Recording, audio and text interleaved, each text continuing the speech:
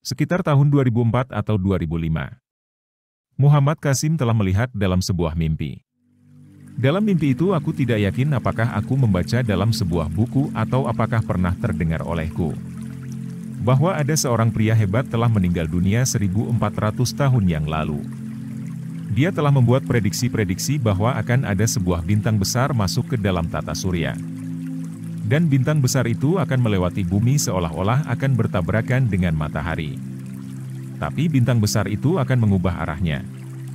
Namun ketika bintang besar itu akan melewati bumi dan dikarenakan dampak peristiwa tersebut, maka bumi akan menjadi gelap.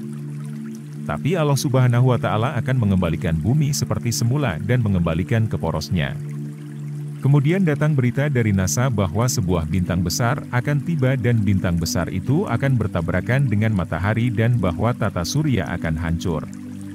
Tapi aku berkata, tidak, itu tidak akan bertabrakan.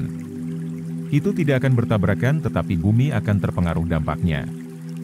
Dan bintang itu mengubah arahnya lalu keluar dari tata surya. Namun pada saat itu dunia menjadi gelap. Tetapi orang-orang tidak mempedulikan bahwa dunia ini akan hancur karena peristiwa itu. Para ilmuwan juga mengatakan bahwa, biarkan bumi hidup selama itu. Tetapi aku berkata, tidak, bumi ini akan tetap pada porosnya dan ia akan diperbaiki.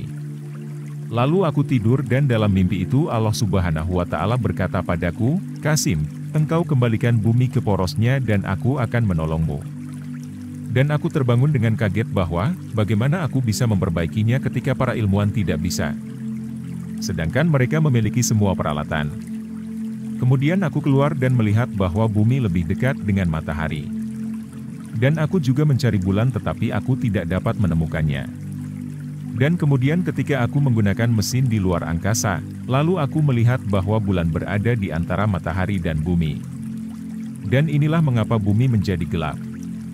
Kemudian aku melihat bahwa jika bulan tidak berada di antara bumi dan matahari, maka orang-orang akan terbakar habis dan bumi akan turut terbakar juga.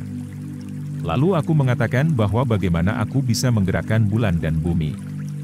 Kemudian aku kembali ke bumi dan di sana ada beberapa orang yang mengatakan, Qasim, engkau melakukan sesuatu hal yang berharga.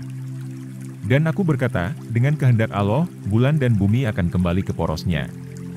Lantas orang-orang melihat bahwa kembalinya bumi dan bulan ke porosnya itu terjadi di depan mereka. Maka setiap orang melihatnya dan mereka menjadi bahagia. Dan mimpi itu berakhir di sana.